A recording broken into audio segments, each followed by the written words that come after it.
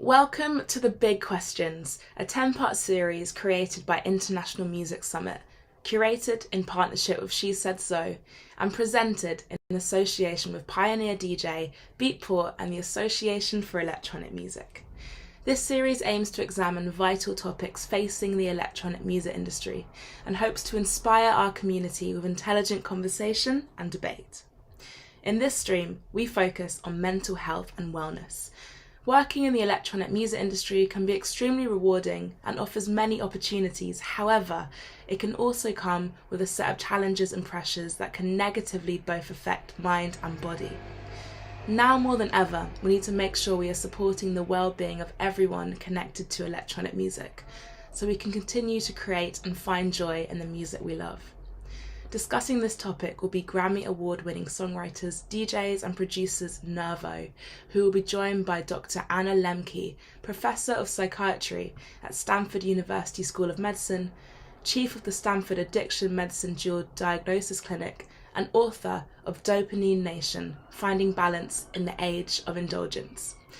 The conversation will then be followed by analysis from industry experts, hosted by the Association for Electronic Music. Moderated by Kiki Lomo, it features experts from across the industry discussing practical ways we can all support our mental and physical health.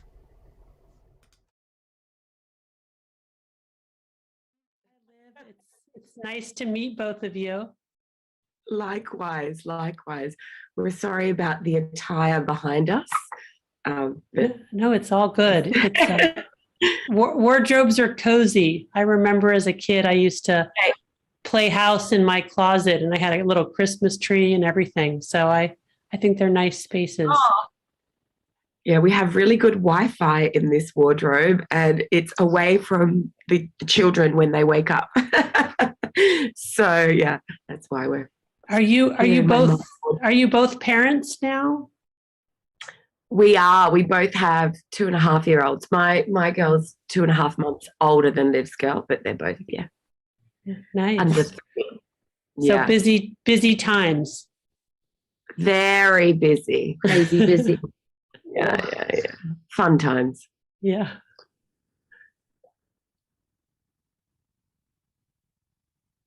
Well. So I guess you're going to ask us questions about what you found through your book and your research. how they have affected us.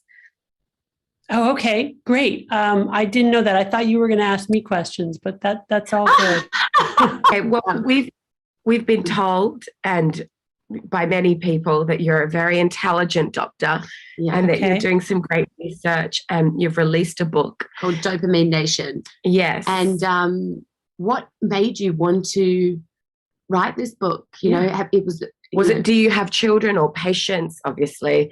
I mean, we have young girls, so the idea of them hitting social media and is frightening. Luckily, we have a few years to go. Hopefully the world will be over social media then. But, what inspired you? Yeah, well, my book is about the neuroscience of pleasure and pain, and why is it that the relentless pursuit of pleasure ultimately leads to pain.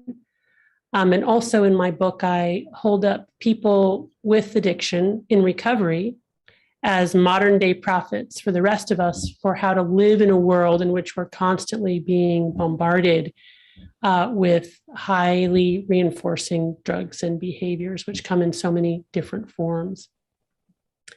And I was inspired to write the book for a bunch of different reasons. Starting about 20 years ago, I was seeing more and more young people coming in with anxiety and depression who were also spending enormous amounts of time online, on social media, video games, pornography, gambling. And I did observe a link between the amount of time that people were spending online engaging in these behaviors and their depression and anxiety. And I really do conceptualize these online activities as essentially a drug, similar to alcohol or cocaine or cannabis. And with increasing use, what happens is that we essentially change our brain over time to go into a dopamine deficit state to compensate for the constant bombardment of dopamine from these behaviors. And it's very difficult to see a true cause and effect between our online activities and the way that it can lead to depression and anxiety. But, the kind of thought experiment that I did with these patients is to treat them just like I treat patients who come in with drug and alcohol addiction, and ask them to abstain from this online activity for a long enough period of time to reset reward pathways. And I discovered in doing that without doing any other intervention, depression and anxiety spontaneously resolved just by avoiding these online behaviors. I love that.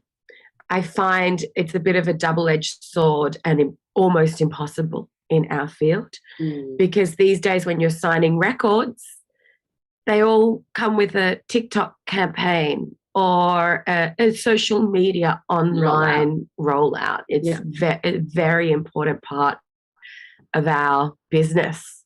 It isn't. It isn't. There are some artists that choose to be a lot more kind of private and like some artists just post literally flyers with their names. They don't even put our faces. I think with us, we're so that's more the underground. Yeah, the real underground. We've been lucky or unlucky, whatever way you want to say, enough to really be quite. I think our fan base or following or whatever is very visual. They want to see us, and we know that just because of the engagement. And so, I guess we do feed into that. With the dopamine generation. Right. It's crazy because I feel from a business point of view, let's face it, there's records these days that are broken on social media. Do it. Yeah, of course they are. And they're broken because people will do a little dance to it, and then all of a sudden that record will get traction. So I think it's is this even a word? Societal realization that we shouldn't be putting so much focus on the social, on the social media part of it. It would be great if it was taken back to the music, but I don't know. I think in some musical fields, let's face it, people go viral. And when people say you've gone viral, that means that everyone's talking about you online. Right. And that's a good thing, business-wise. Well, companies love that. Companies love that. That will bring the dollars, annoyingly. Right. I found really interesting, you said how you treat social media, weaning, like drug addiction. And how do you advise people who work in, say, like a marketing, PR, music, entertainment field to be removed, apart from employing someone, which we do, to manage our social media? There's still got to be some kind of involvement. Absolutely. Content. You have to make content, Right. Yeah, so. Great question. So the, I want to validate what you've said, which is that we live in a world that occurs in large part on the internet. So it's not possible to participate in the modern world and not be on the internet. And many people, from the perspective of their professional careers, need to be online. And obviously you too in your industry are in that situation. So the goal is not that people would cut themselves off from social media or the internet forever, but the goal is to find what is a healthy level of engagement in terms of quantity, frequency, but also what we're doing online, right? How we're spending on our time online. This is both an individual problem at the level of neurophysiology and neuroscience, which I can explain to you, the neuroscience of why it is that we keep clicking and swiping and staying online, even past our actual productivity or desire to be there. But you're absolutely right. It's also a collective problem that even if we were to decide, okay, I'm not going to participate in social media, well, then you're not participating, right? Then you're offline and then you're not part of the modern world. So the intervention, And I'll just say too, even with people whose drug of choice is cannabis or alcohol or what have you, the intervention is not always lifetime abstinence. Many times people want to go back to using their drug of choice in moderation. But they want to use differently, right? They want to have a healthier attachment to that drug. And so I work with people around this space of how to achieve moderation. And the truth is that if we want to have a healthy attachment to our drug, whatever that drug is, the place to start is a period of abstinence long enough to reset these reward pathways, because it turns out it's very difficult to go from using a lot to using less, and actually easier to go from using a lot to using none, and then to go back to using less. And we've just seen that again and again, which is why, in my book, I talk about this dopamine fast, or this 30-day period of abstinence, again, to reset reward pathways and to understand that you really need to understand something about the neuroscience. So interesting. It's like going cold turkey. Yeah. Yeah. How would you advise young girls and boys, of course, would you advise like young artists to have separate pages? So have one page for their artistry where they can go as nuts as they want, and then a personal page. I don't know, would that be? That would be a great idea. Yeah, well, that's what I do. That's how it worked out, only because I didn't want to share absolutely everything from my private life. So I have a private Facebook. I'm not even on Instagram, but privately, yeah. You're not on Instagram. Yeah, I'm not on Instagram privately. We are as NERVO, but no, just couldn't be bothered with another platform when it came out. Yeah. So these kinds of tricks, or what I call self-binding strategies, are a really good idea once you decide to re-enter using that particular app or that particular platform. So again, what I do recommend is a period of abstinence from the app or the platform, whether it's Instagram or Facebook or Twitter or a certain video game or pornography, whatever it is. I recommend that people abstain for a period of time. Usually minimum is 30 days in order to reset reward pathways and bring dopamine levels back up to normal baseline firing so that we can enjoy other things and also look back and see true cause and effect. Because the truth is, when we're using our drug of choice, we really cannot see its true impact on our lives. We sort of relentlessly tend to minimize. Sorry about that. We relentlessly tend to minimize, the impact of that on our lives. So, but the idea of sort of like, have a space online that's your private space. Or I had a patient who was addicted to video games, so he gave up all screens for a month, and he had really, incredible improvement in terms of anxiety and depression just by doing that. And ultimately decided when he went back to playing video games that he would use a number of different strategies. One is that he would avoid League of Legends, because that video game, he just couldn't manage his consumption. That was like, his version of IV heroin or something. He decided he would only play with friends, never with strangers, because he noted when he played with strangers, again, that would get him down the rabbit hole.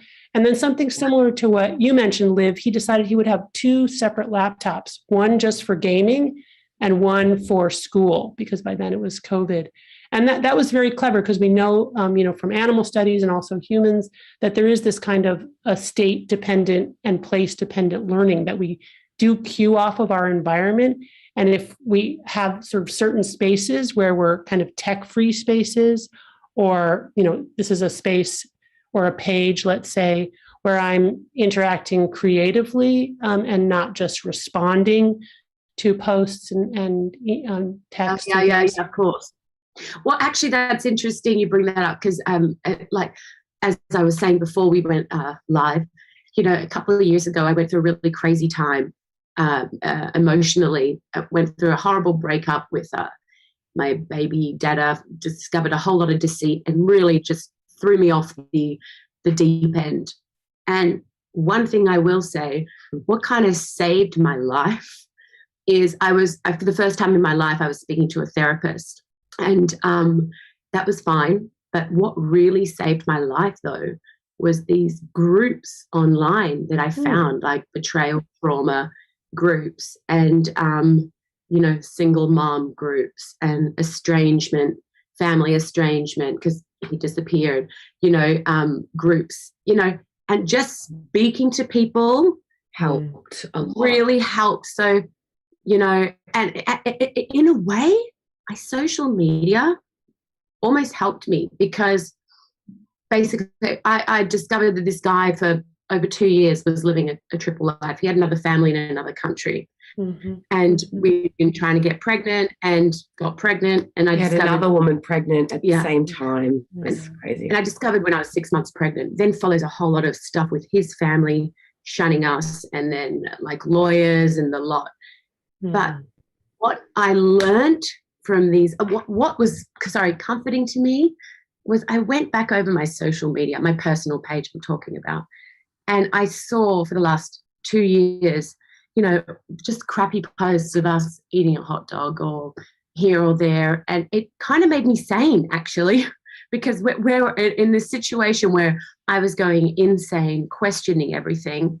My social media kind of brought me back to, no, this happened. It's documented, You had a dopamine effect.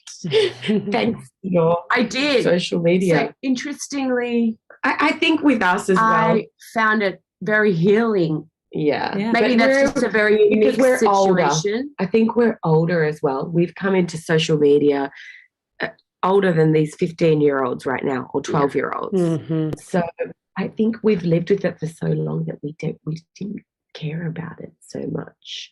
We weren't at an impressionable age, I think, maybe, where we thought, oh, wow, we got a like, great, or we didn't get a like, it's all over. Well, on our work social media, we've dropped off the face of the earth anyway. So we our hype as artists had gone. And I remember when that happened, it was a couple of years ago, and our likes just stopped engaging, and it was a bummer. We tried everything we could to get them back up. Literally the only thing that would work is we'd get in bikinis. Yeah. And then we realized we're not going to get into bikinis just to get our likes up, because that's not who we are as artists.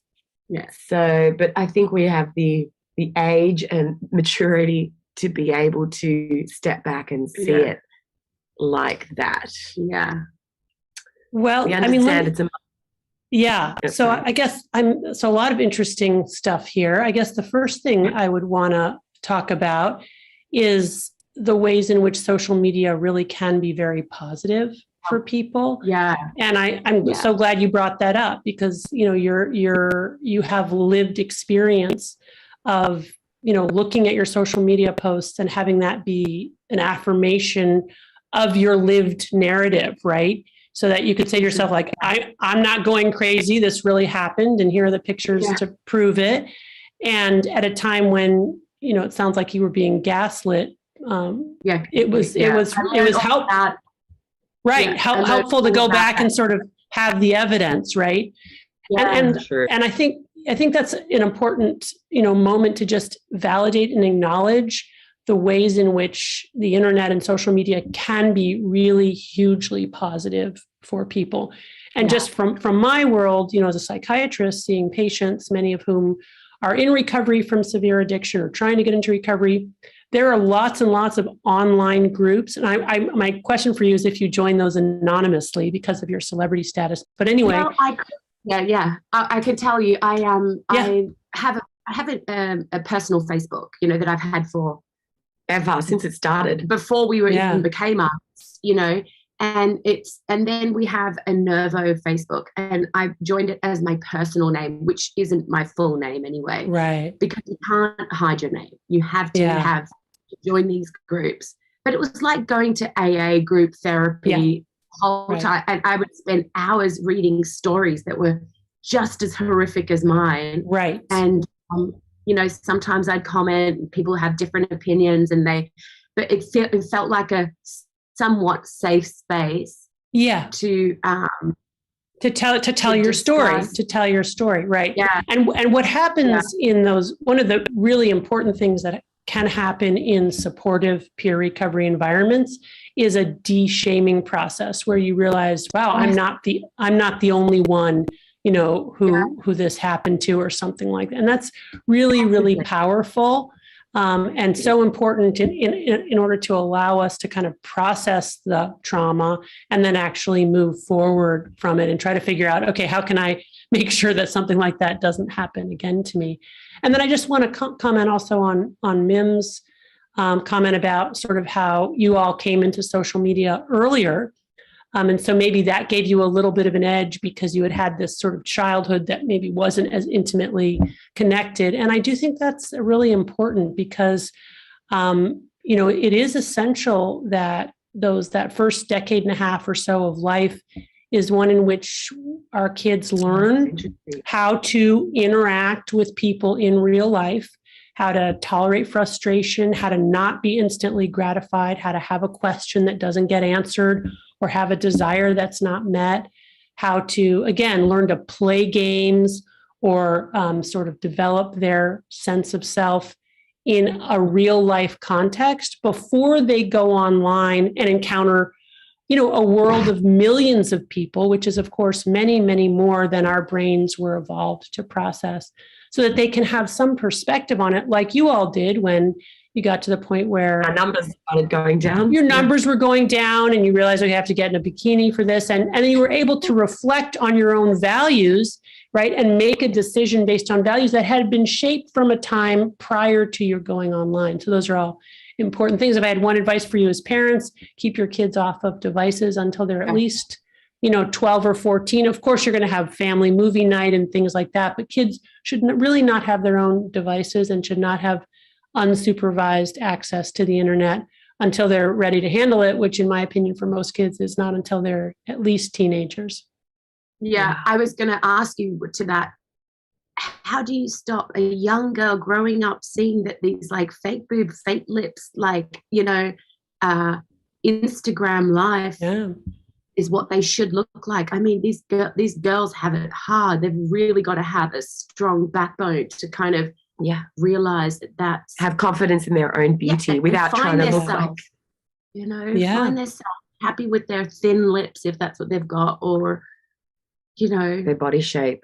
The body shape. Well, that's where you hopefully, if you can you do this? Can you show them other avenues, like other pop stars that aren't so perfect looking? No, it's true, but they're like the majority of like, hey, mama wasn't that hot.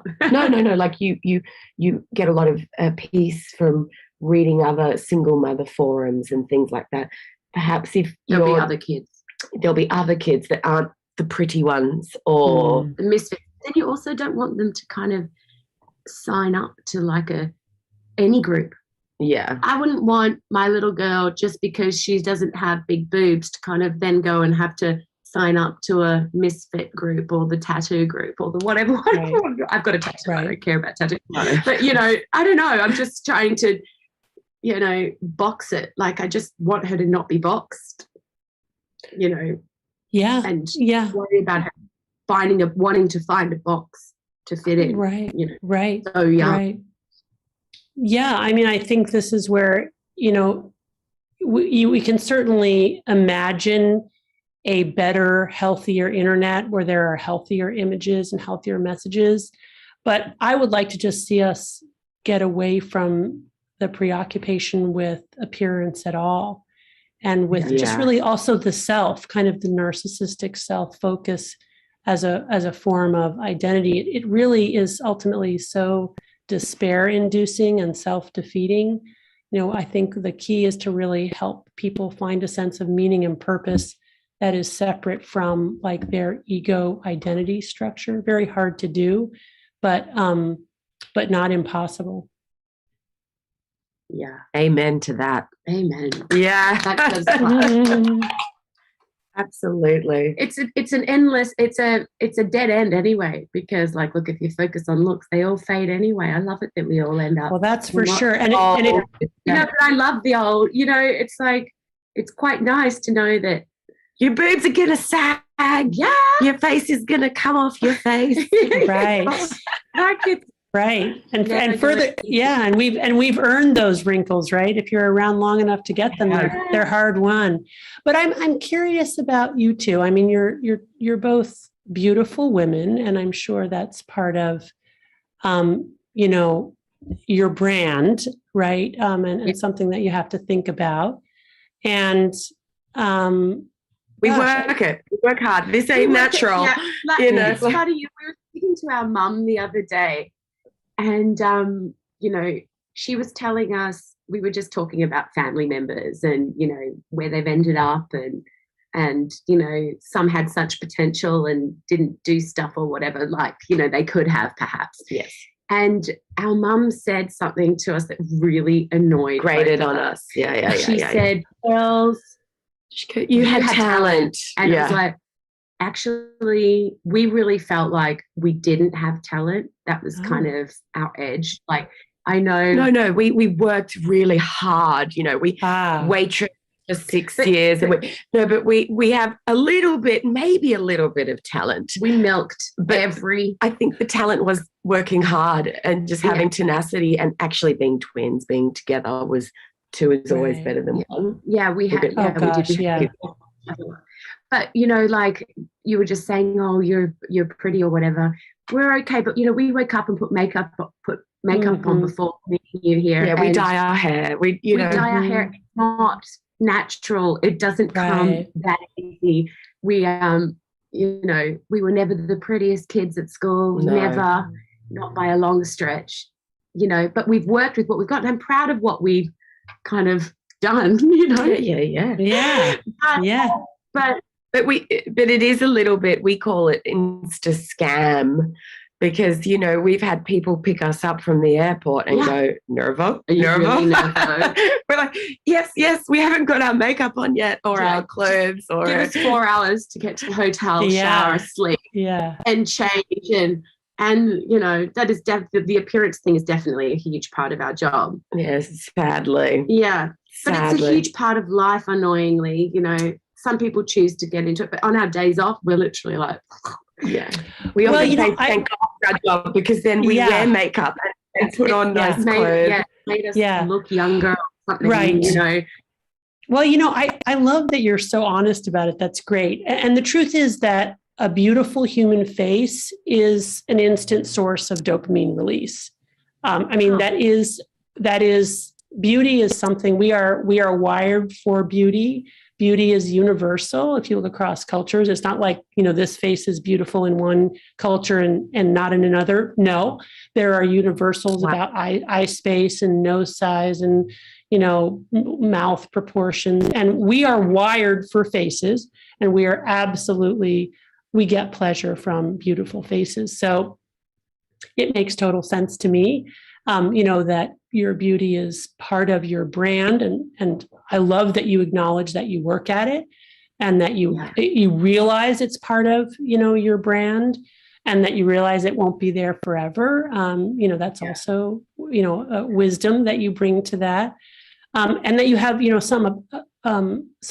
some perspective and not too close an attachment to it. But I think that's going to be true for anything that any of us work hard for and then achieve and then get praise for, right? Because the truth is that whatever you achieve and whatever you get praised for, a huge source of dopamine. Again, the problem is that dopamine always requires greater and more potent rewards to maintain the same effect. And again, that's the neuroscience, that initial response to any reward with repeated exposure gets weaker and shorter, and that after effect, or that come down, gets stronger and longer, which is why we need more potent forms over time to get the same effect, or more quantity. So the bottom line is that we can engage in the process of delivering dopamine or absorbing dopamine, those rewards, but we have to really understand the neuroscience, and that if we continually try to chase that reward or that feeling, it's going to be a self-defeating kind of a thing, because eventually, we will run out. Like no matter what music awards you win or how many likes you get, at first it'll be great, but then it'll be like, kind of ho-hum, right? And that's, again, the way that our brain adapts to that increased dopamine. puts us into that dopamine deficit state, so that we're always seeking something more. And really, we were evolved for that. We were evolved to approach pleasure and avoid pain. We were evolved for whatever is pleasurable to diminish after periods of time so that we would continue to seek, which is what kept us alive in a world of scarcity and ever-present danger, right? In a world of scarcity, if we didn't become quickly dissatisfied and keep looking, we would die. But the problem is we are now living in this world of overwhelming abundance. We have everything we need. So this constant seeking of dopamine ends us up in a really dark place, which is why we really need to recalibrate, which is, again, why I think people with severe addiction and recovery are modern day prophets for the rest of us.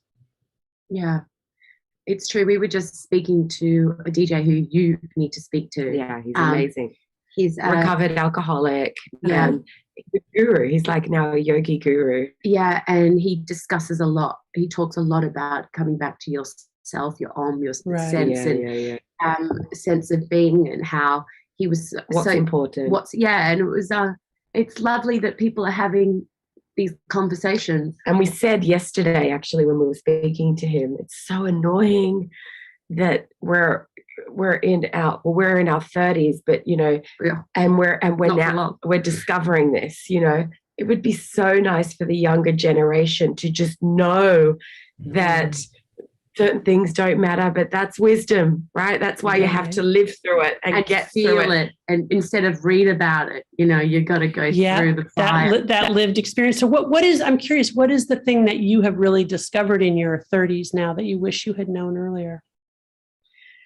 When it comes to social media and dopamine effect, is I really feel like in our career, there are certain things we couldn't change. There, like we got really hot and we had no idea what we were doing. Everything we were releasing was going really well because it was cyclical. It was in a time when this type of music was the fashion. Yeah. And now this type of music is no longer the fashion, the mainstream fashion. Yeah. So we can't aim to get the numbers that we used to get because it's just cyclical. It's the industry. Yeah.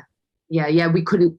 And sometimes you'll release a record and it just won't get the numbers, or on the new platforms that have really blown up, like Spotify right now. Yeah, or like TikTok, all the new ones. Yeah. I just, what I think it is? I think it's getting old and realizing your success or your time and understanding that it wasn't all you. You were part of a ride, and that is humbling. Absolutely. And brings you back to like what you want to do, what music we're making, music that's so personal now. And maybe we wouldn't have done that before. Maybe we would have chased something. We're still trying to be sensible, keep it within some kind of lane that, that will reach. That keeps everyone happy. Reach some people, but we're less focused on that. I think my huge trauma, that I went through a couple of years ago was a very humbling experience. I wouldn't say I'm fully healed. I don't know if I'll ever be fully healed, but when you come out of something, I think it was, again, that letting go of control thing, realizing, even with my daughter, who I love more than anything on this earth, I'm a bit more not at peace, but I'm a bit more like surrendering to whatever path will be for us, will be our path. If she decides when she's 20, she hates me because, who knows what, I have to surrender with that. I can't, I hope to God that's not the case, but there's something about letting go of everything, that's really kind of important to me because I cannot control anything, like nothing, and hope for the best, do the best. But I'm a lot more, it's kind of sad, but I'm a lot more realistic with relationships and, that stuff. I've just kind of let go a bit. Yeah. Yeah. I mean, I think that's really the key life wisdom. And that's something that I've learned in my life. And that my and that my patients will learn, and it is that it's really an illusion that we control what's going on in our lives, and that when we try to exert our will to shape our future, it not only doesn't work that well, but it often brings us to a bad place.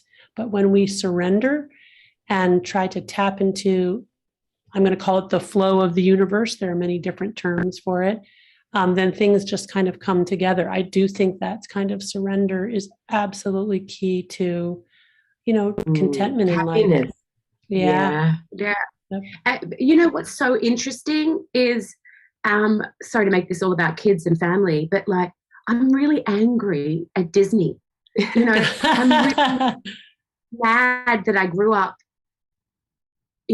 watching The Little Mermaid and hearing about the girl losing her voice for this guy she's never met. And I believe that, like, you break it down, and I believe in that nucleus family. We've kind of been blessed / cursed to grow up in a family where our parents are still together and weathered 25,000 storms.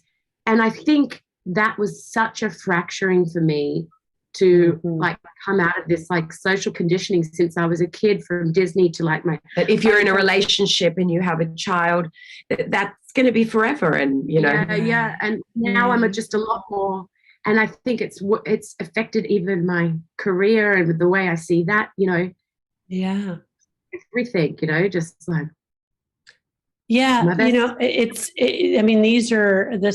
The process of getting old is really the process of progressive loss and humility, and then what we do with that, because I think it's just a more common human experience than not that in some shape or form, what we envision for our lives or how we define ourselves gets massively disrupted by something that happens to us. And then it's a whole process of kind of redefining and rethinking about that, including, in terms of blessings as well, like you all being blessed with an intact nuclear family, parents with a good marriage. On the outside, that can look like the greatest thing. On the other hand, if you had, if your parents had divorced and struggled, maybe you would have been more equipped to face the reality of. So this is the great paradox of life, right? What appears to be a curse may be a blessing. What appears to be a blessing may indeed in some shape or form be a curse. So it is this kind of surrendering and giving it over, and a real humility in the face of really not knowing, trying to tap into what is the next right thing that I can do today, not projecting too far into the future and trying to manage things, which we never are able to do. Yeah. You've always been better at that than me, I think. You've always been a bit more go with the flow. Definitely a bit more go with the flow. But I think also I probably had my heart broken a few years earlier than you. Yeah, amazing. So when it came to relationships, I've always been like, I love this man, I love him, but if something goes wrong, if he or I cross a line that's unacceptable, then we have to part. And I've been very, I'm with my man now and I adore him and we have a baby. So I think we're married in my head, but we're not married. Like we didn't have a wedding or anything like that. But I really believe in our union. Right. But also I do believe that if we don't grow together, or if he disrespects you or vice versa. If there's, then we need to move on for our own happiness and our own value. Yeah. Right. Yeah. So staying open and flexible and seeing what evolves or what unfolds. That's right. Yeah. I feel like, the emphasis on relationships with some people, even in business with some people, is unhealthy. Business, Like I think you put down your rules, and if things go wrong, you have to leave. Yeah, true. You have to have the strength to leave. Business too. Yeah. And we see some managers that like really just wrong. They encroach on these artists, and they control these artists and these poor artists. Yeah, in such and they manipulate them. Yeah, in a way like, oh, I did that for you. So if you leave me, you won't get a release on this label. And they scare. And I think that's really scary and awful. And we've seen it happen with young artists, because also in our industry, totally. I mean, we have had the most horrendous business encounters ever. Yeah, we have. And it was only through going through so many bad experiences that now we see red flags, I think, in business. We're a lot more detached too, I think. Anybody who comes to us with business, it's like there's less emotion. I think in music it's easy to blur the two, because agents and managers and your best friend become, you're drinking with them in a club. Your agent becomes your manager. Right. And it's young. There's been some people that have really suffered in our industry because they start making money really quickly at 19, 20 years old. They have to put together a team of agents and managers and all those kind of things, and they just roll with the awfulness. Right. I think our team had two of us. So when something happens, that's so great, right? You can look to each other. We're twins are lucky. We're so lucky. Yeah. Twins. That's now key. Really has. Safety in numbers. I even remember when we used to be bullied when we were younger. Yeah. And because the pretty girls used to at school. Honestly, it's hard for me to imagine that you guys weren't the pretty girls, but okay, we'll let trust me. I know. We do a great job. It's not real. Yeah. I mean, I don't have hair extensions in right now, but I normally do. Everything is propped up. Everything is. We've really, I've had laser eye treatment. I had these big, thick glasses. And it's like, brown hair, which is beautiful, but I love being a blonde. And I do remember there were the pretty girls. It was like Mean Girls, the film. Yeah. And we used to be targeted. I don't know why. Yeah, we were targeted, but we were. And Lynn and I used to kind of regroup and be like, did you see what that girl did? She just took my shoe. She did this. And each other to soundboard, which was lucky, very lucky.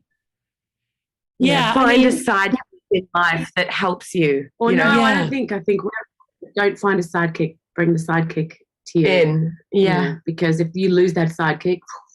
Yeah, true. That's a really vulnerable place. Yeah. Well, I mean, I think it speaks to cultivating those real life relationships with people in your family or friendships that, can endure through a lifetime. So important to have those people just as a kind of a touchstone. Again, there's so much that's surreal about modern life and what happens on the internet.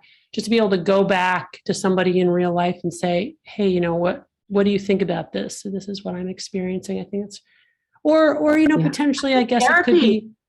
Yeah. Yep.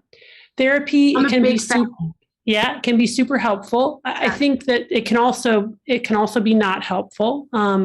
One of the things I think that can happen in therapy, as it's sometimes delivered in our current time, is that people are so encouraged to look at past trauma without being encouraged to move on from that trauma. And of course, it's important to define yourself by your past trauma. That's not great. Right. It tends not to be great. I mean, we need to understand what happened to us.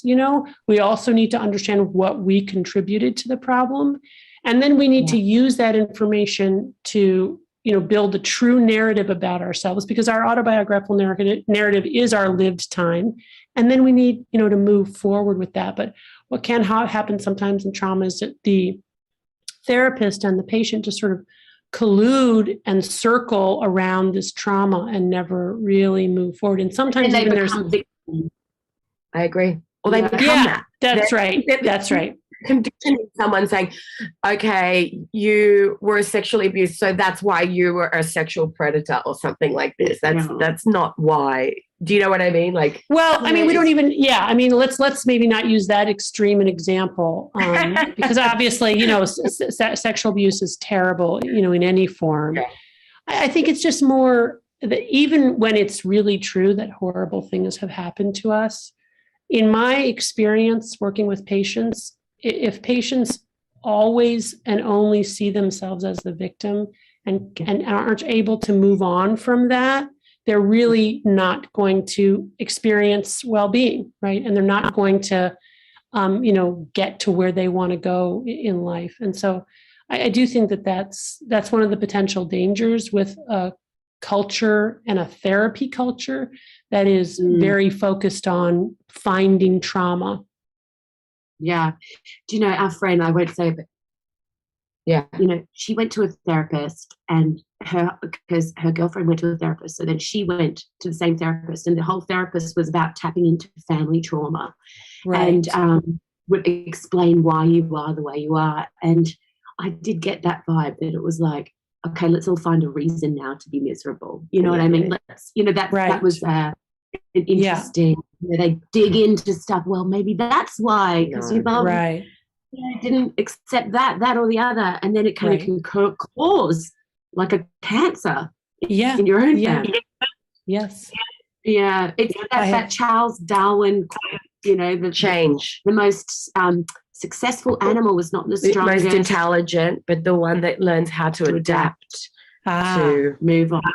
Yeah, that's right. Nice. Yeah. Yeah. Very interesting. Yeah. I hope our daughter, like I see my daughter now with the whole social media thing, and she's obsessed. She's 2.5 years old, and she's obsessed with this one influencer. And this influencer her name's Diana, and she has songs that have billions of streams. Like I'm talking this little 8-year-old or 7-year-old is like killing it. Yeah. And whenever my daughter puts on a dress and she has her hair done really pretty, she goes, I look like Diana. She's already comparing herself. And she's like, thank you, Mummy. I love this dress. It's like Diana. And when she said that to me the other day, I was like, oh my God, what am I going to do? Do I have to turn off Diana? Maybe. Because she is beautiful because she's just feeling beautiful. Yeah. It's like, I don't want her to do an online detox, for her 3rd birthday. Yeah. And then this influencer, this 7-year-old influencer, has a song called Like It. And it goes, la, la, la, la, la, la, like it. And it's just like brainwashed. Like. And both of our girls love it. Ace loves that record. Yeah. And it's scary. It's Little Mermaid brainwashing, like 2022. Yes. It's exactly what you're talking about, how they need this like it. And it's normalizing this culture. Yeah. So at the risk of stating the obvious, have you thought about taking away your daughter's access to the screen? I mean, now, yes. I've seen really amazing things with the screen. I really have. Like, honestly, she's learnt things that we've definitely not taught her through the screen, like numbers and like don't open the door to strangers. Yeah, they're great. There's a lot of amazing stuff online.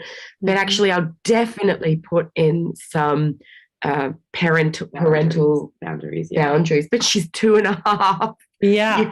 So her brain is, she's now got more neurons than she'll ever have in her whole life. And from now to age 25, her brain will prune back only those neurons that she's using frequently, and then will myelinate those neurons to make them more efficient. Wow. So this is a really crucial window if you want her to learn certain types of coping strategies. Now is the time. Maybe if you haven't done this before, you could try a screen-free vacation for all of your family, where you go somewhere and nobody has any devices for that, no phones, no nothing, and see what that's like, and encourage her to engage in a different kind of play.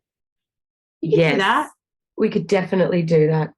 Because I hate feeling like a hypocrite when, I get on my phone to read my WhatsApps or emails or anything. And then I'm telling her, no screen. We need to do it. You're right. You have to model what you want your kids to see. But you might really be surprised by what you discover about yourself and your child if you even just take a week with no devices, none at all. It's a very interesting experience. Yeah, I'm going to do it. Okay, let me know how it goes. I will genuinely want to know. Yeah. Yes. Also, what really disciplined. No, I find at the moment they're quite adaptable. If I was to say to Ithaca, I'm taking away the device 1 week, we'll get a bit of grizzles for day one, but after that, no cool. I think she'll just paint more. She'll paint, yeah. Paint and dance. Do you have any kids, Dr. Anna? I do. I have 4 kids. They're all, the oldest just turned 20. Yep. So we just took a tech-free vacation, actually, and it was really great. I was a little nervous about it because my kids, of course, now they're all teenagers and they have phones and they're on their phones a lot, like all teenagers. But I said, we're going to go for this week and we're going to go to the beach and we're going to go hiking and nobody's bringing any devices. And you know what? It was great. We had a lot of extended conversations that we never would have had people been able to go and be distracted by their device. So it was really good.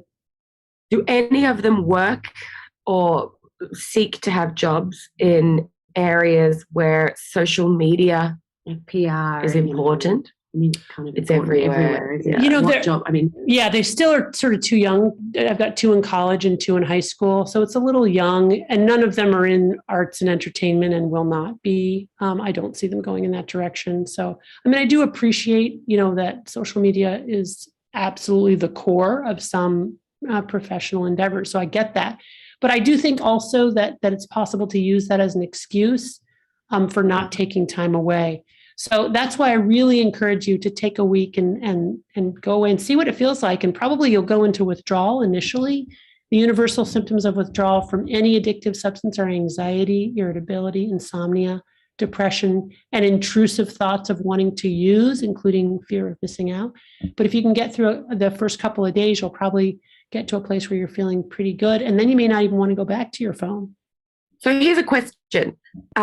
So if we need to do work because, we have to kind of get back to people, how are we going to do that? You just put a reply. So is that true? You really can't take a week away. You can't say, I will send an email to all your peeps and say, we will be off the grid for a week.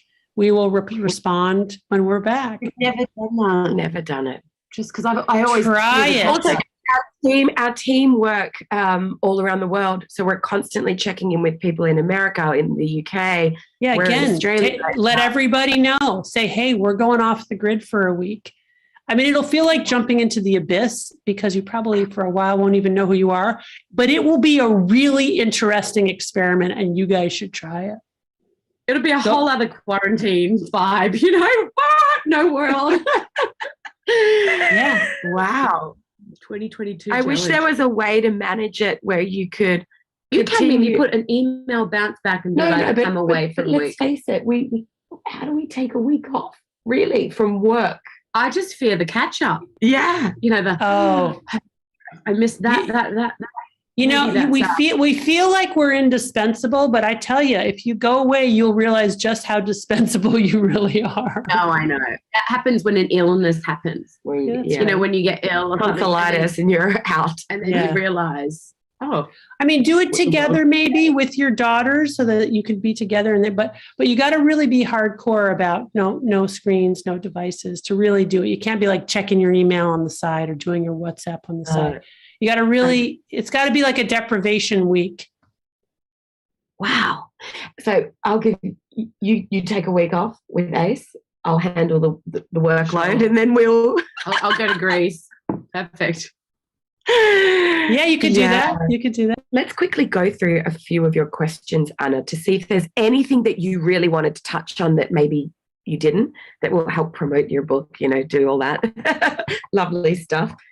Don't you think? Yeah. Well, I don't think so. We don't have to. We're good. I think this is really good. Oh, yeah. No, this is good. Yeah. Thanks, Anna. Yeah, no, it's been my pleasure. It was a good conversation. Thanks for your transparency and honesty and little window into your world. Yeah. Thank you. Are you in LA?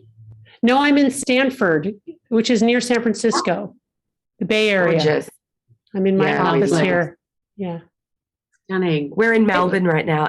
And nice. Stanford and Melbourne, I feel like they have a similar climate. Yeah. Yeah, could be. Everything in the building. I've never been there, but one of these days I will go. Yeah. Well, very thank nice. You so much. Yeah. One very. And yeah, we'll let you know how we go with our detox. Please do let me know. I will be genuinely curious to know. Please do let me know. You can email me. And also enjoy motherhood. It's really life's greatest. Yeah, no, I do. Oh my gosh, motherhood. We love it. Love, love, love. It's it's a brand new love in our life that we're very thankful for. It's a great gift. Yeah, it is. All right, thank you. Nice to meet you. Okay, fantastic. All right. Hello, everyone, and welcome.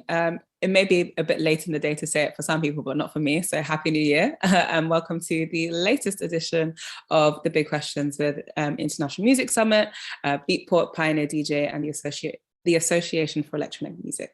In this monthly series, we present 45-minute unscripted conversations between two well-known electronic music artists and professionals on a particular topic, examining the most important issues facing the electronic music industry today. Following these conversations, we have an analysis of a conversation hosted by AFEM, so essentially me, featuring AFEM members and industry experts, picking on all the points raised by the artists and the industry professionals, discussing them, developing them into key learnings and best practices and action points that we as an industry can adopt. If you're not familiar with who I am, my name is Kika Lomo. I'm a DJ, presenter, host, curator, as well as a co-chair of the Association for Electronic Music's Working Group on Diversity and Inclusion, and I will be your moderator for today's discussion. And today's theme is mental health in our industry of electronic music, and it is my absolute pleasure to welcome three fantastic panelists with us today. First of all, I would love to introduce Ari Peralta, who is a Forbes recognized researcher and an award-winning designer, leading one of the world's leading voices in sensory design and an outspoken advocate for mental health. Ari has worked across multiple media disciplines and is recognized as one of the top distributors in hospitality, retail, healthcare, and automotive sectors with transformational design at his core skill. Welcome, Ari. I would also love to introduce Rosana Corbacho, who is a clinical and humanistic psychologist specializing in the music industry. In addition to working in therapy, she has experience from various roles in the music industry that has led to her to found MI Therapy. Welcome, Rosana. And finally, last but not least, I would love to introduce Chloé Abrahams, who is a mental health first aider and an agent for the Higher Ground Booking Agency. Welcome everyone to today's discussion. I'm really looking forward to this one on a personal level as well, because I'm also a huge advocate for mental health in our industry, also as an artist, but also as an industry professional. All right, enough about the introductions. Let's jump straight into the questions. I found the discussion that took place between Dr. Lembke and our two lovely artists very interesting. Also prompted quite a lot of points. And I think one of the first things I would love to jump into straight away is, as we all kind of have various experiences across the industry, when it comes to things like touring, from other things like creating content, engaging with fans, also from the perspective of being a support for artists as well. I wanted to ask you what your thoughts are on the pressure, in a general question to all of the panelists, what your thoughts are on the pressure and also competition for artists to kind of be present and continually engage in, specifically focusing in on our industry. Who wants to start? I can start on that. Yeah, it was very interesting listening back to it, and very eye-opening as an agent, like over COVID. It's been obviously really hard not having any shows at all, and there's been a lot of pressure from my roster and just musicians in general, any creatives, to create content to try and stay relevant. Especially in the beginning, I think in 2020, there was a lot of pressure to be like, oh my God, well, if I'm not doing shows, what else can I do? And doing all these streams, and people were pumping out so many mixes, which was amazing, obviously. But yeah, I think that there's been a huge amount of pressure in the last 2-3 years to create content to kind of compensate not touring, which obviously usually helps with your recognition and career trajectory.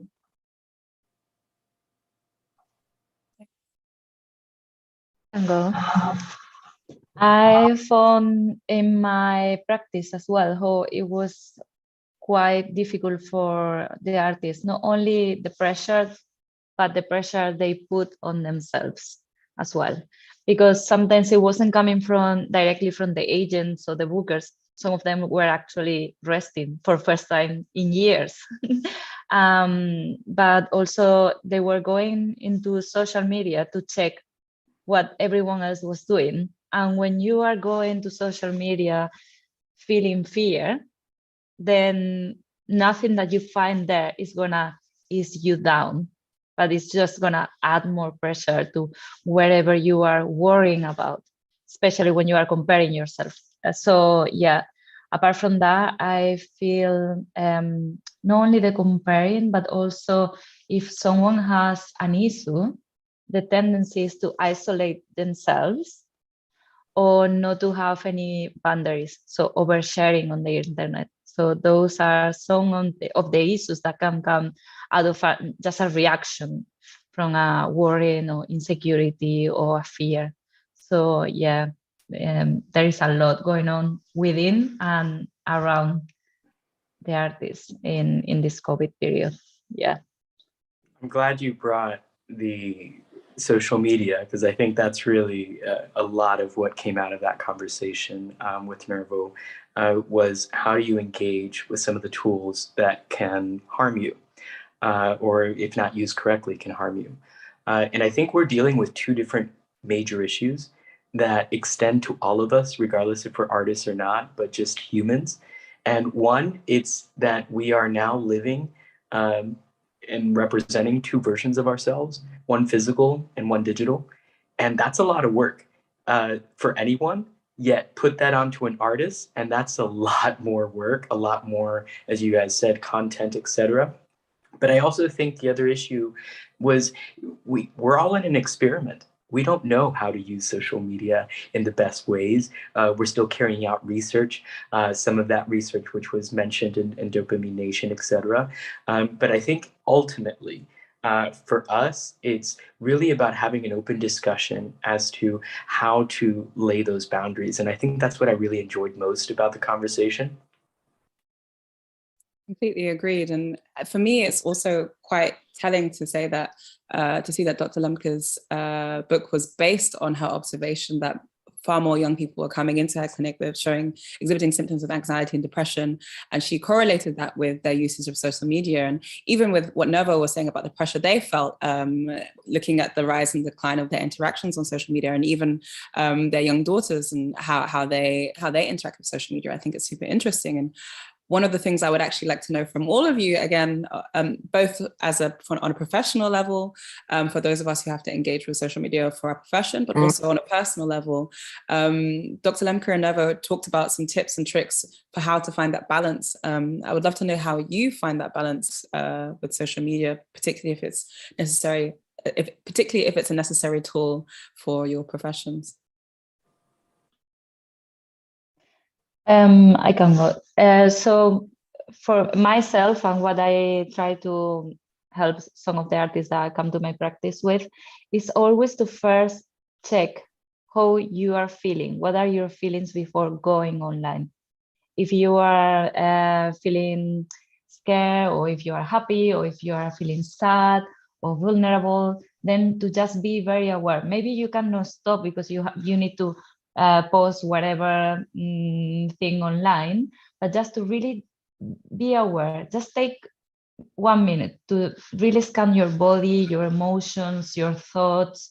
What is your state before going online? Then when you go online, because sometimes I hear, oh yeah, when I have a creative blog and I go online to see what other people are doing.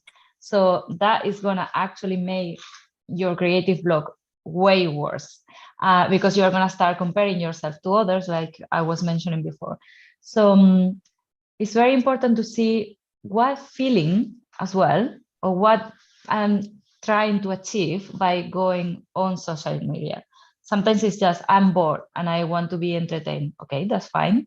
But sometimes, oh, I'm looking for inspiration.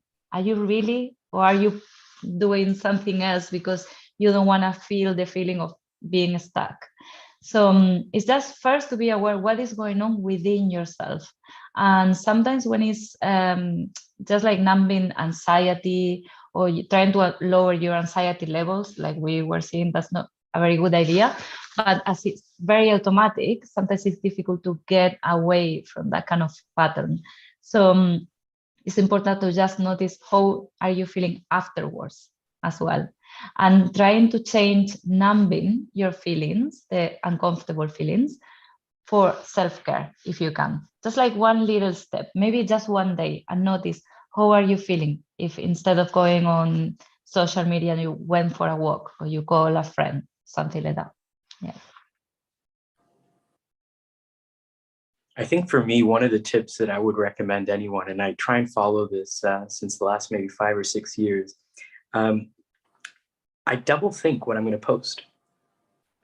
And what do I mean by double thinking? I take a conscious effort to think of, who is this post for? If it's for me, I stop posting it because I don't need to post a message to myself. If it's to inspire others, I will continue.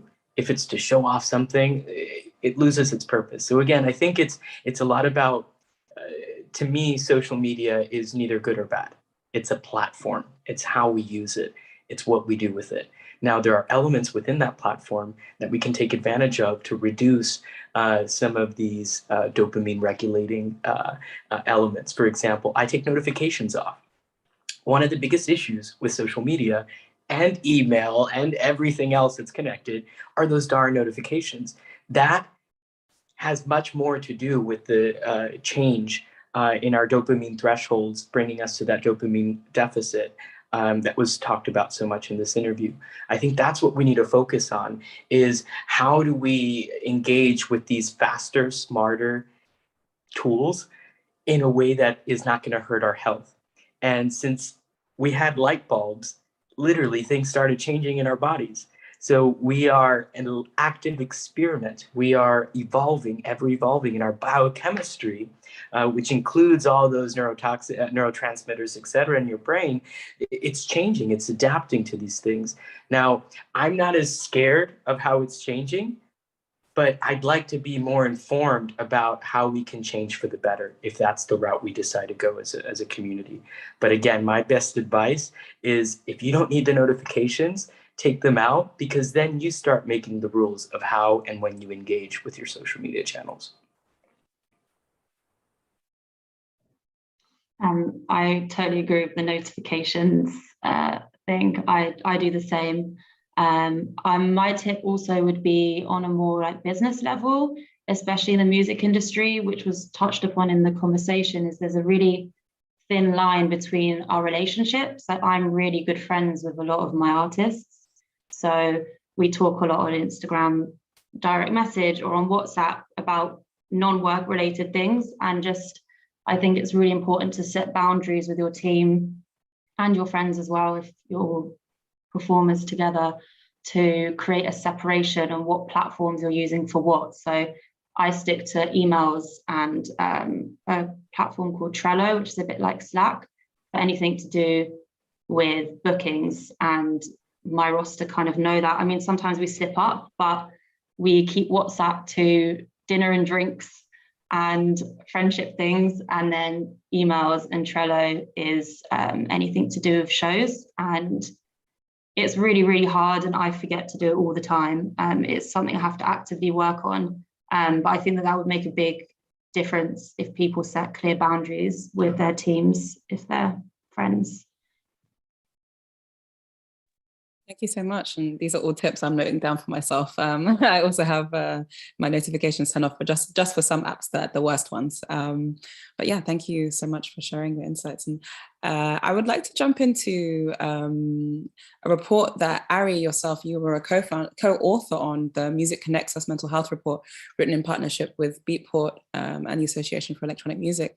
I would love to dive into a little bit more about the findings on an industry level, about what kind of came out of where we think the state of mental health is for our industry. So back in 2020, we had the amazing opportunity to be part of Beatport's Reconnect livestream, which was a really first of its kind type of event, especially for Beatport, all around mental health, bringing together the electronic music community, both on the artists and all sides, if you will, to the table.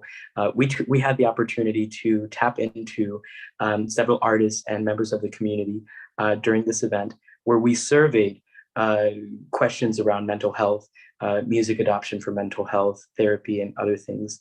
And not to our surprise, we found out that 70% of respondents shared that listening to music, performing activities around music, and practicing meditation with music had been their top tool in keeping up with their mental health during lockdown. That was in the heart of lockdown. So as was said earlier in the panel, with a lot of artists creating new content and all that, I'm sure this is reflective of that as well. One of the other things that we also noticed was there was some new issues happening due to this change in our schedules, due to this change in gigs, due to this change in our finances as well.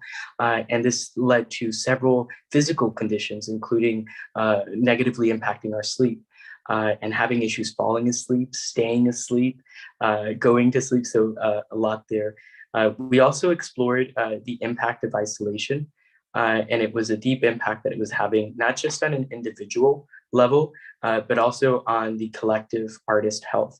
And this was really unique for us because we really got to expose that therapy is no longer taboo. Most of our respondents, over 60% of them, shared they've received some kind of counseling, psychological therapy, or sometimes even therapy involving music. So that's great. And meditation continues to grow. So I think at this point, what we were able to really tap into is that artists are aware that mental health is important. And part of what we did with Beatport, the Association for Electronic Music, ARIGAMI, and Silent Mode is really to highlight that we need to create a support culture. We need to cultivate a support culture. It's no longer enough to just talk about these things. It's finding new things like accountability partners. And I think that's something really strong that I want to recommend for my own professional life, which it's really good if you're an artist or whatever you do, to find someone who you can be a friend who does something very similar, and you can share the similar experiences, both good and bad, that you go through. And we had a prime example during the entire interview with NERVO. I mean, I want a twin that I can have that amazing relationship with and feedback from. So I think that's one of the things that we really learned from both the report and from this interview, that it's important to have a community you can speak to, that you feel is not going to judge you, and that you feel that you're willing to listen to their advice and support. That's very important as well. Thank you, Ari. And I think one of the important things, both from myself, because I also go to therapy, been going for 3 years, cognitive behavioral therapy, shout out to my therapist. One of the things I realized for myself, and also for a series of other friends who are also seeking therapy or are currently in therapy, is that a lot of the time you need to recognize that you need therapy, or that it's an important thing to do, or that you have a problem that you want to solve. And so, Rosana, I would love to touch on your experiences as in your profession, to see what things can people look out for, particularly when it comes to addiction to social media, potentially anxiety and depression. What things can people look out for to say, okay, maybe I have a problem, maybe there's something I need to do, maybe I need to seek help, or alternatively build some of these support systems that Ari was talking about? Usually people come to therapy when they have had a big struggle. So either the uncomfortable feelings have been stuck for a while, or they have had for example, some classical musicians applying for a position and they don't get it, or they have stage fright, or they suffer from anxiety or depression. And sometimes they can tell how it's linked to social media, or it's just they feel the effects in different areas. In the relationships, their sleep patterns, like you were mentioning, or even substance abuse that comes after. Usually, I mean, I always like to mention how for the general public outside the music industry, when I say, oh, I'm a psychologist and I work with musicians, mostly everyone, they say, oh yeah, they probably they have bad mental health because they do drugs. And I am like, well, it's not exactly that. Sometimes when the problem with addiction comes with any kind of substance, it doesn't matter if it's alcohol or any other. And what I'm seeing is that it's a consequence of something that was there before.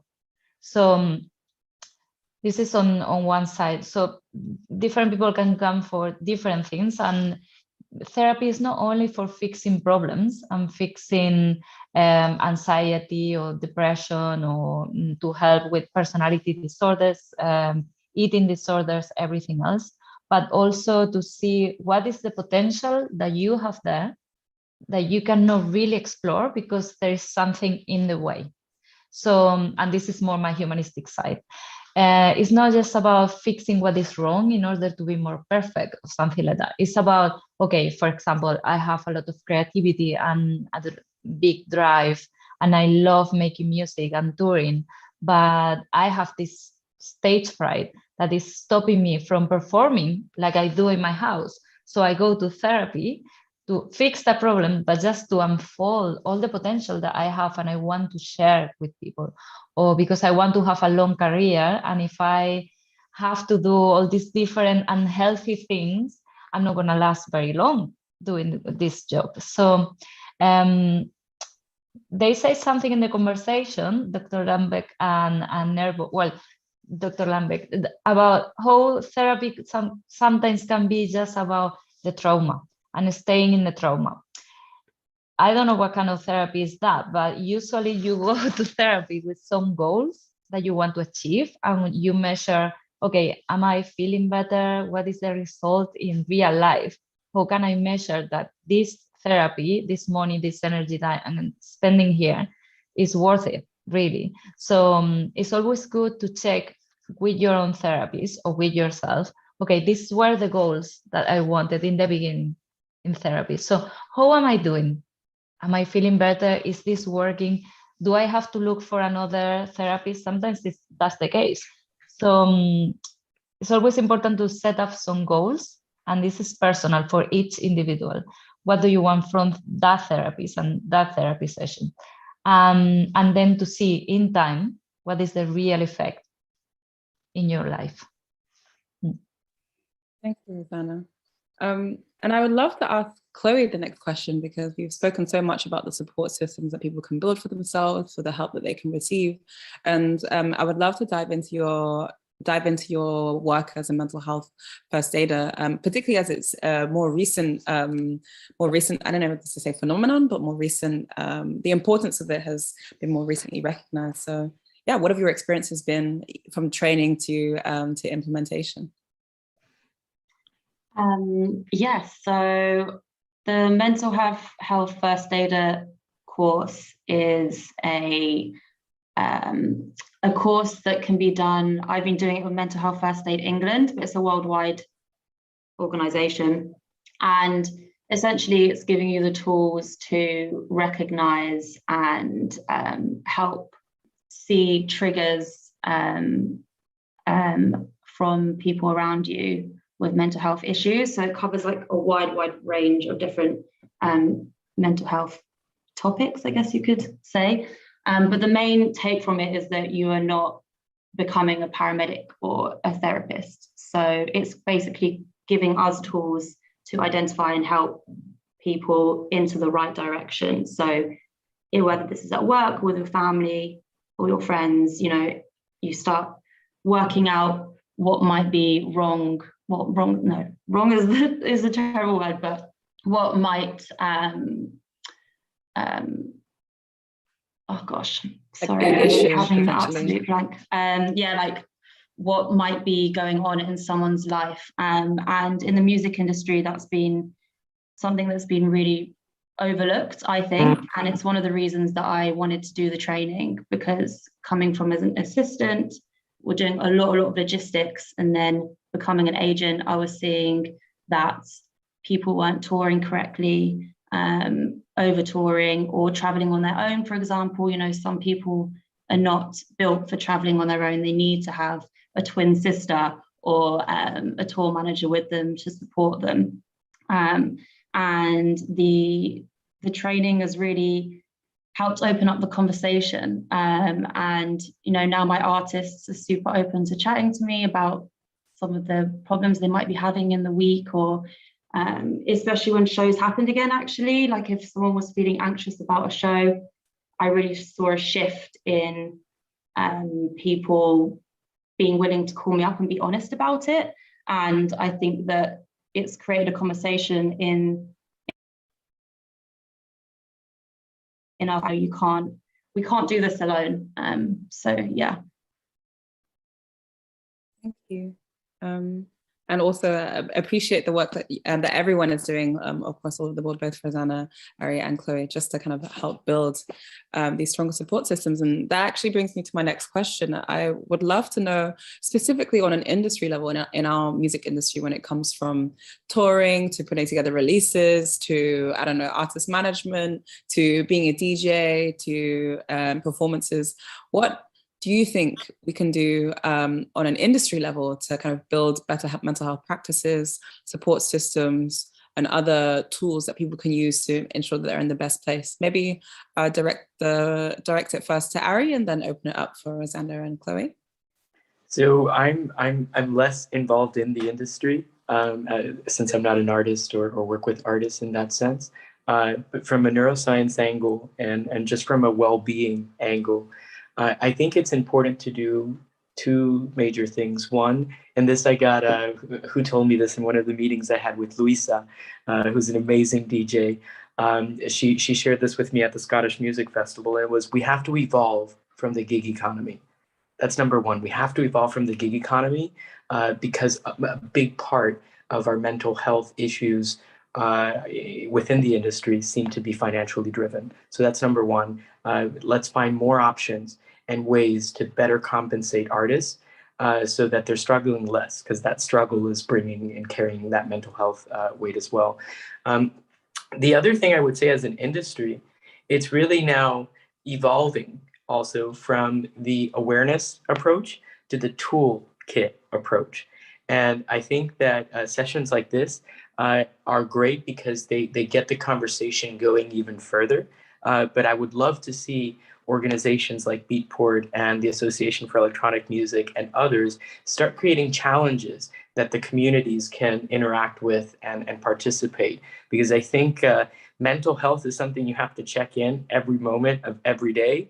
And as we saw from not just the interview with NERVO, but also with the many interviews that the artists that participated in our report, it's that it can happen any moment. You can kind of lose that strength that we sometimes carry, even at the heights of career. So it's important, I think, for industry to understand that this is an issue during the low times, high times, mid times, all time. Thank you, Ari. I totally agree with that. And I really like what Chloé did. I also share the background doing logistics for DJs all around the world. So I was like, oh my God, this is so unhealthy. Just like the big long trips, constantly traveling by themselves, different, jet lag is always like on the go. So for me, every decision that is made, just listening to our animal part is gonna get us closer to health. So everything to do with rest, everything to do with they need to have a nice, properly prepared meals, or no these huge dinners before going and playing at 5 or 6 in the morning for the DJs, or all this kind of thing that, you know, wherever is just going back to normal time, normal I don't like the word normal, but it's more the kind of healthy human animal part of ourselves, because everything that gets people in the being a robot, being a product, is risky and starts creating a lot of problems. And like Ari was saying, everything that has to do with getting together, belonging to groups, feeling that there is a place, a network that you can really be honest and be vulnerable next to them, that's also very convenient. And I feel it's the kind of what we are at the moment, because it's not just about, mental health is important. We all agree on that. I was really happy to hear the numbers on people who are actually going to therapy, because that mental health report not that long ago in the UK said that only 30% of people who were suffering from anxiety and depression were asking or going to therapy. So that's double now, and I'm very glad. And on the other hand, I will say that, like Chloe was saying, just knowing what is our place. So we cannot ask labels and managers to be therapists as well. So when we have to prepare a big tour, or when an artist is struggling with just anything that, other people can struggle with in their normal lives, and they have to go on a big tour or a big show, just to have, like in the Olympics, your therapist or your whatever you need help with as part of the team. So all the responsibility is not in the managers or the bookers or the artist himself or herself. So it's just to be aware of what are the needs and to find the right person for each part of the job, I will say.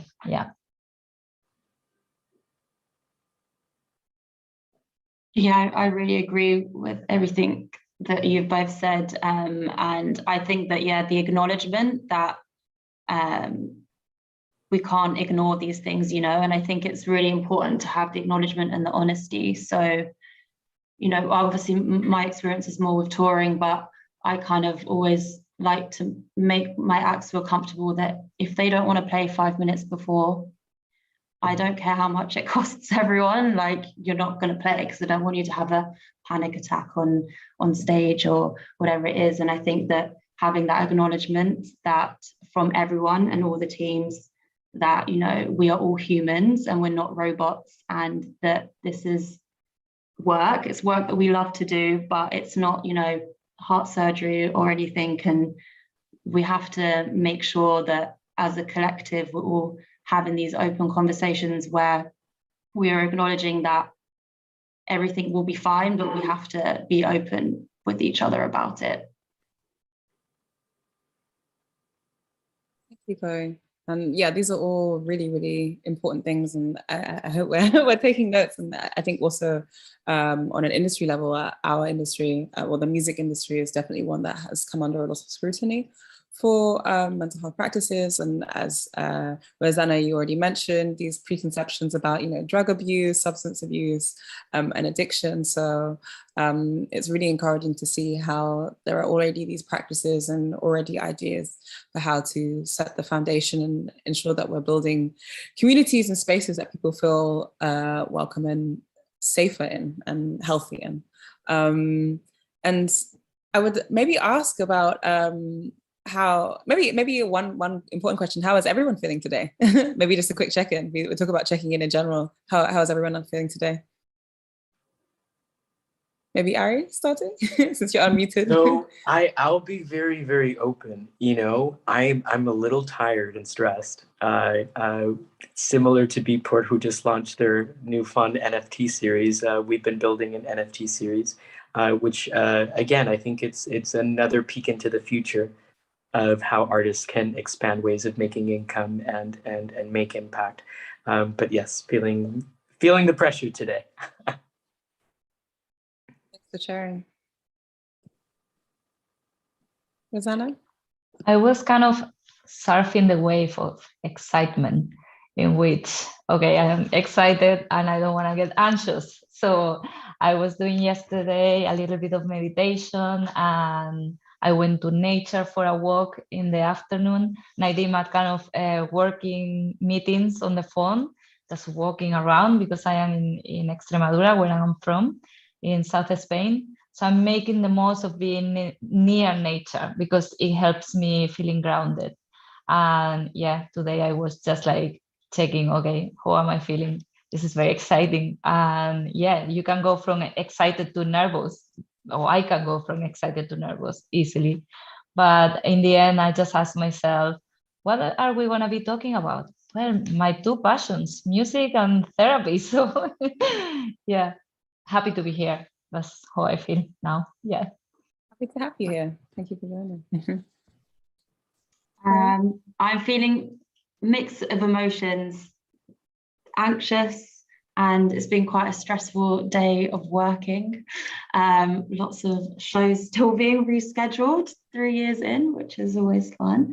But also, yeah, it's really nice to have these conversations again. I haven't done a panel on mental health in a while, and yeah, it's always nice to talk about these topics. And maybe just picking up on the fact that everyone's kind of feeling various levels of anxiousness, tired, stressed, but also kind of excited. Maybe I'll ask Rosana and then open up to Ari and Chloé. What do you think or what from your practice, what are healthier ways to deal with some of these more negative emotions that people can be feeling, whether it's tired or stressed or whatnot? How can people deal with these in the best way possible? First of all, to identify what you are feeling. Name the feelings.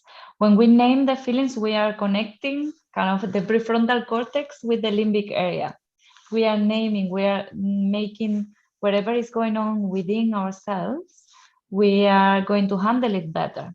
So give a space to the feeling, no matter what. It's there for a reason. If it's there and it has survived evolution, it's because it's telling you something that sometimes is important. So some feelings can be quite uncomfortable, like the reaction to anxiety, for example. And when we try to not feel something, usually we just add more pressure to it. Yes, I always say feelings are like water. If you see a little river running and you just name, okay, that's a river, that's sadness, you let it flow and it'll pass. But if you try to stop that feeling and you try to cover it and put barriers, the level is gonna go up. So just name it and see what is the feeling. Is there anything else? Breathe into it. Meditation helps as well if you get stuck in a feeling often. And sometimes if it's just a feeling that you feel it's not adjust to what is going on, like it's an overreaction or something, ask yourself, what is going on here? Is this a pattern? Do I need help? Is this something that is triggering for me because I have had a trauma, whatever in the past?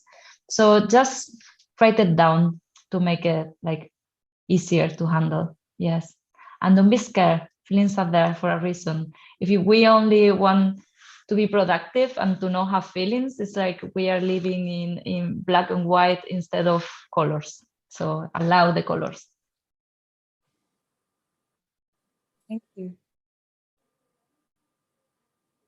How are you, Chloé? How do you deal with your more stressful situations, or good practices that you found that can help you navigate those emotions? I really recommend the Calm app.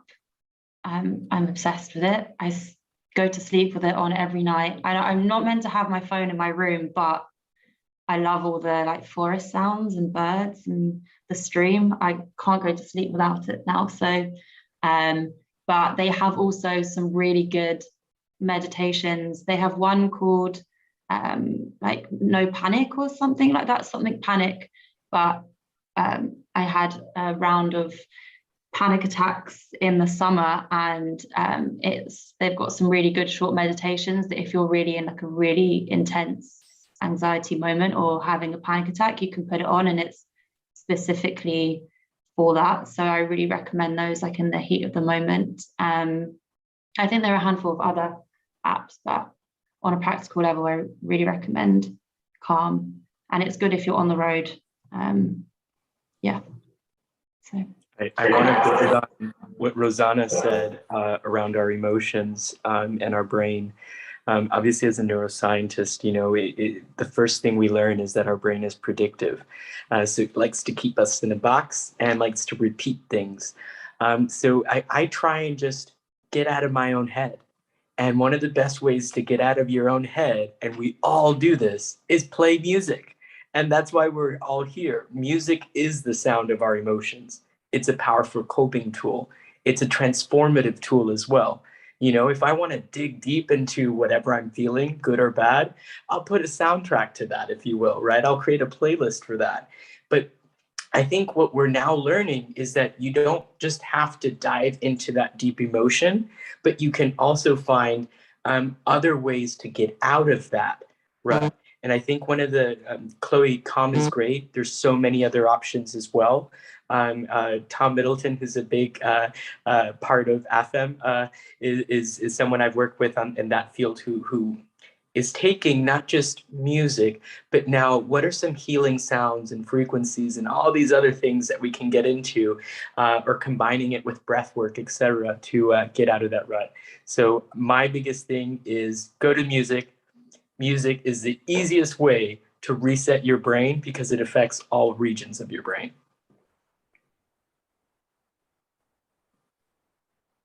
Fantastic. I wanted to just kind of like touch upon the fact that, by the very nature of all of our professions, they can actually be quite stressful environments. And I wanted to maybe dive into a theme that's about the importance of setting boundaries, because I think a lot of our industry is based on, as you mentioned, this need for money, Ari, this kind of gig economy that drives this excessive need for consumption or production in any other way, and that can kind of like lead down rabbit holes. I would like to talk about, again, across the whole panel, your experiences with setting boundaries and noticing how you find balance. How do you balance the need to, be present, to be switched on for work, to do a good job, and be there, but also kind of set boundaries for yourself? Because I know it's something that I personally am struggling, even right now. The fact that I've bounced from, I guess, 2 countries in 24 hours and haven't really, it may be a little bit nasty to admit, but I haven't even showered yet, just in the past 24 hours because I've just been so busy. So yeah, I would love to, on a personal level, and also for everyone watching this later, how do you set your boundaries? And is it something that you're doing right now, or is it something that you are trying to get better at? Maybe to start with, Rosana. That's another subject that I'm super passionate about, boundaries. When I was working on the other side in the music industry, it was crazy to me how passion was used to overcome any kind of body boundaries that you may have. Like working at a festival would be not sleeping in 2 days and just like doing crazy logistics for big bands and all that. And I would be like, oh, wow, it's kind of your adrenaline keeps you going, but then the body is destroyed completely. So I remember just the pressure from other people asking us, or in different companies, oh yeah, no, you have to stay until forever. You can never switch off your phone. You have to be there. And I remember being like really young, how I stand up to a manager and I say, I'm sorry, but I really like this job. So I'm gonna go home because I need to rest, because I want to be working here for many years. And it was difficult because they put pressure, but in the end, it was better. Actually, she burned out and I stayed in the company for longer, and it was kind of stressful, but healthy. And at the moment with my patients, for example, I say, my biggest passion is psychology, is helping others. And part of being professional is setting up boundaries for their own well-being and for being present. Because if I, for example, if I take on too many patients just because they need me, because I love it, because then I won't be doing a good job. I won't be as present. I won't have all my tools and my skills available for them. So it's an act of love and responsibility for me, putting and setting up boundaries and helping others to set them up for themselves. So yeah. Great. So, I think we're constantly working on boundaries because we're never in one place for too long. We're evolving as people, our relationships evolve, our experiences evolve, and whether we like it or not, we change. We literally change the cells of our body. So for me, in terms of boundaries right now, what I've learned to do is listen to my body. And just like it's been kind of regurgitated in different moments of this conversation today, you got to listen to your body, not just your mind. It's all connected, and they don't always speak the same language. And I've learned that when I need to take a break, I need to take a break, and I'm taking that break. And I would love to share this message with NERVO from the interview. Girls, if you can't take 1 week off and disconnect, then you are missing out on a beautiful experience. And it doesn't matter what you do, how important it is what you do. If you don't take time off for you now and take time for your mental health now, you're going to have to invest in the consequences later. So I say, let's invest in time off. Let's invest in why would you be connected all the time, right? I work with NASA scientists, not even they are connected all the time. So let's also remind ourselves that a lot of this pressure is built in all our heads. So we are in the driver's seat, and I would encourage people to make sure you take time to process, to replenish, and just rest. Sleep happens to humans for a reason. We need it. I love that. Yeah, I needed to hear that. The power of no for me has been a big learning curve over the last few years as someone that's been kind of coming up as an agent over the past few years. There's kind of always been this fear that I can't say no to a manager or an artist if they want to call me at 8 p.m. or emailing all the time, because I don't want to lose them. Like, I don't want them to go to another agent or, and I think setting boundaries has been a really hard thing for me, like a constant battle. Like I said earlier, that I have my separation, but I'll probably still send like a work-related WhatsApp message in a couple of days because I forget that I'm setting out these boundaries for myself. But yeah, it's so important. And I think just having that kind of understanding that, like you say, we need rest. Like, there's nothing wrong with saying to a colleague or a promoter, like, you know what, I'm going to miss dinner because I need an extra hour of sleep before my set. Why are we scared to do that? Why are we all, and it links back to normalizing mental health and boundaries and social media, or just in our day-to-day work life. So for me personally, it's a constant battle. Some days are better than others, but it's made a big difference to know that it's okay to, especially during home office. Like, I've really learned to take, I need to lie down for 20 minutes and be away from my computer screen in the middle of the day. I'm going to do it. And it makes you more effective in your work in the long run and in your personal life as well. So yeah. Amazing. And everything that you've all said especially resonates with me, because I actually had a burnout at the end of last year, and I was like, why can't I get up? I'm like crying every day, but there's things to be done. And my therapist was like, how about, if your body, no, it wasn't even my therapist, it's my mom. She said, if you don't rest, your body will force you to. So then I had to take a digital detox, and it's definitely something that I'm also trying to learn also as a form of resistance. Rest can be a form of resistance, kind of rejecting these notions that we actually have to be connected all the time, because we're not supposed to be, We're actually at the end of the conversation. It's flown by, and I've really thoroughly enjoyed it personally, as someone who's a big personal advocate for mental health. So to end on a positive note, I would love to do a quick fire round with all of our panelists today on your favorite form of self-care for yourself. Maybe starting with Chloé this time. I love to exercise. That's my self-care, like go on a run or go spinning is the best thing ever invented for, well, I personally think, for a stressful day. You can go to a spin class, the lights down and all that. Yeah, it's great. So for me, that's like the most important thing. My dad always says to me, I know you haven't been exercising this week. He can tell from my mood and my tone. So yeah, exercise is my key recommendation.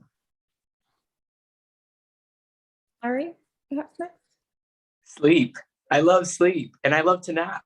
And I'm embracing it now. I used to be fearful of sharing with people that I can nap during the day. I would assume they would think I was less productive or less professional or whatnot. And I'm totally open about it. We've participated in studies where we've identified different kind of amounts of nap times and what they're good for. And I typically take like a 20 to 26 minute nap, reset my senses, reset my focus. And when I'm having like deep creative challenges where I've just reached a block and I have to think of how do I overcome this challenge creatively, I typically go for like 45 minutes to 90 minutes. And those naps really just, it's like a new day. Agreed. Siesta is a classic in Spain. I'm when Dominican, you can choose, so we got that from you. Yes. When you can choose between coffee or siesta, and sometimes you try the siesta, is self-care as well. Yeah. For me, nature is what gives me the full connection. Like kind of it suits my emotional kind of intensity. It doesn't matter what emotion, and it gives me a better mood. It makes me feel connected, grounded. Yeah, just like with the energy in the kind of the right place. And then when I go back, sometimes when I am in nature, when I have been like for, I don't know, a whole week of just doing therapy, and I go to nature, sometimes I am there, I'm thinking, I am doing this also for my patients. Because when I go back, I can give the very best of me to them, and nature definitely helps me. And if I am in the middle of a city, I just go to a park or whatever. I just need one tree, one cloud, or the sky a little bit, and I'm done. So it doesn't have to be a natural park. Of course, it would be amazing, but yeah, that's my thing. Nice. If you can see this jungle behind me, I'm also the same. I can see. I'm also the same. All right, we're a little bit over time, so I just want to extend a huge thank you to our panelists, Rosana Corbacho, Ari Peralta, and Chloé Abrams, honestly, for your sincerity, your insights, and your thoughtfulness. It's been really, on a personal level, really lovely to host this conversation, especially it's something a little bit frazzled today, but I feel like I'm in a safe space. Thank you so much to the International Music Summit, Beatport Pioneer DJ, for hosting this, and looking forward to the next conversation. Thank you. Thank you. Thank you. Thanks.